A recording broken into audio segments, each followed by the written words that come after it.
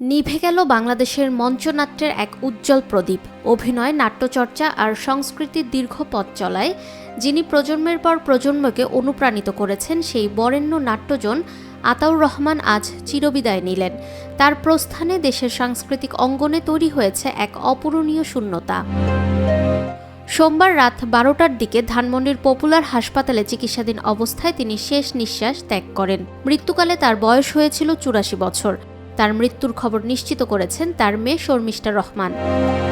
তিনি গণমাধ্যমকে বলেন, সর্বস্তরের মানুষের শ্রদ্ধা নিবেদনের জন্য আতাউর রহমানের মরদেহ শহীদ মিনারে নেওয়ার প্রস্তুতি চলছে।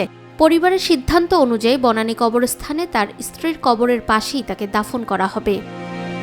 জানা যায়, 1 মে বাসায় পড়ে যাওয়ার পর আতাউর রহমানের শারীরিক অবস্থার অবনতি ঘটে।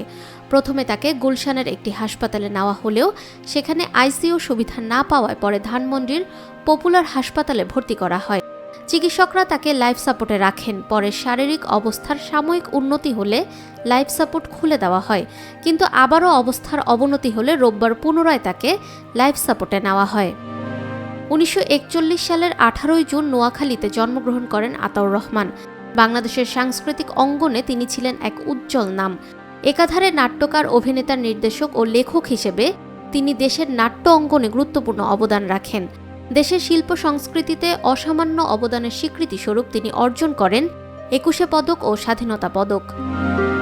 মঞ্চ, টেলিভিশন ও নাট্যচর্চার প্রতিটি ক্ষেত্রে আতাউর রহমানের অবদান আজও অনুপ্রেরণা হয়ে আছে নতুন প্রজন্মের কাছে। একজন অভিনেতা হিসেবে যেমন তিনি দর্শকের হৃদয়ে জায়গা করে নিয়েছেন, তেমনি নাট্যকার ও নির্দেশক হিসেবেও রেখে গেছেন অসংখ্য স্মরণীয় কাজ। তার মৃত্যুতে দেশের সাংস্কৃতিক অঙ্গনে নেমে এসেছে শোকের ছায়া। ফাহমিদা বিনতে আনোয়ার, নিরপেক্ষ। নিরপেক্ষ, সত্য প্রকাশে আপোষহীন।